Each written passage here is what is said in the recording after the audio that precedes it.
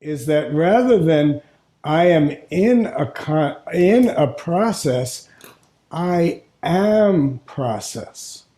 Mhm. If you jump into the process, then it's not relationship to it, it's being the process itself. We're an order away from the experience when we reflect about it.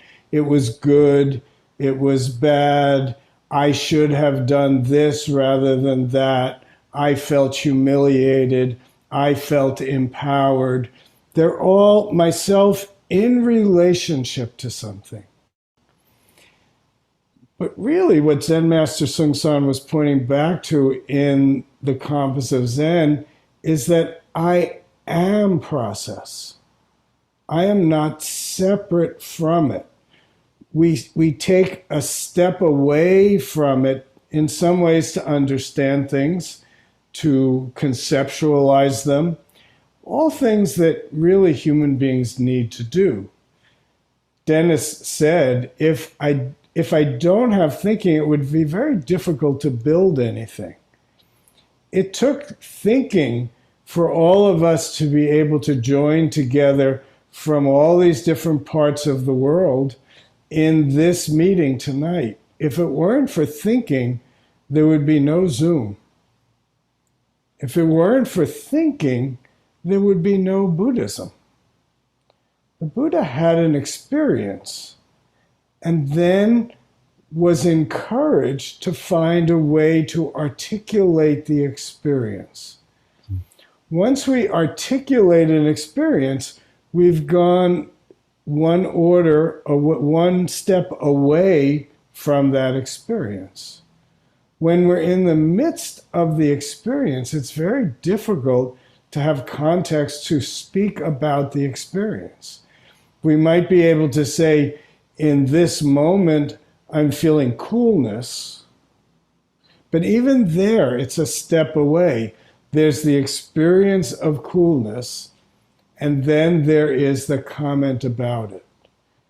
And thinking really is essentially our comments about it.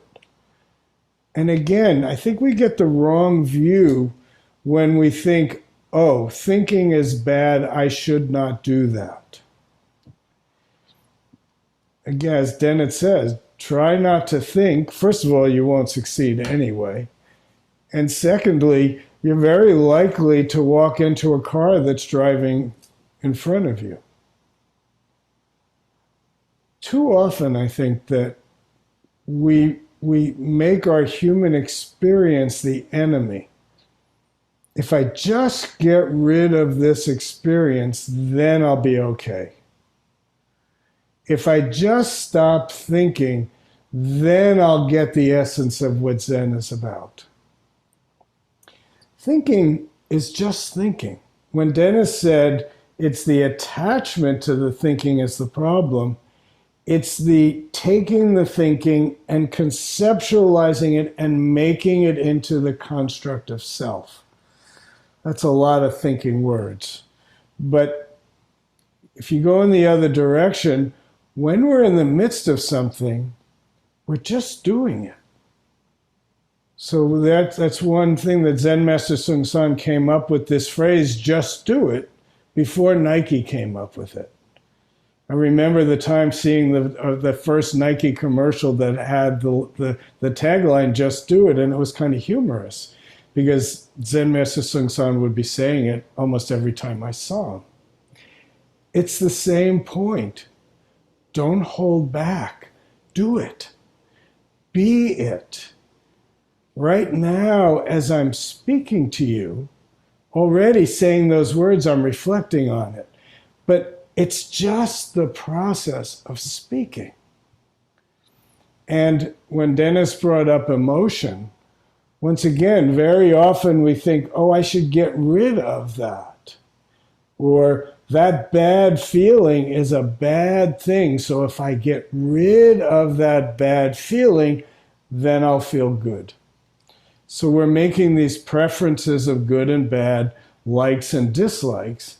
And the truth is, things are coming at us at 186,000 meters per second. That's the speed of light, right? It's all happening way quicker than we can think about it. We try to think about it. We're trying to keep up. But in our Zen practice, we're trying to turn the equation around. Be the process, not the idea about the process. Feel the cold rather than talking about the cold. Experience things as they are.